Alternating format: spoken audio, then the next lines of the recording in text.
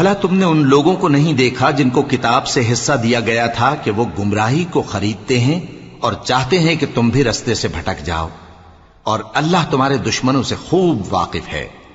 اور اللہ ہی کافی کارساز ہے، اور اللہ ہی کافی مددگار ہے۔ اور یہ جو یہودی ہیں ان میں کچھ لوگ ایسے بھی ہیں کہ کتاب اللہ کے کلمات کو ان کے مقامات سے ہٹا دیتی ہیں اور کہتے ہیں کہ ہم نے سن لیا اور نہیں مانا،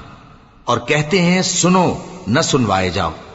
اور زبان کو مروڑ کر اور دین میں طعن کی راہ سے تم سے گفتگو کے وقت راعینا کہتی ہیں۔ اور اگر یوں کہتے کہ ہم نے سن لیا اور مان لیا اور صرف اسمع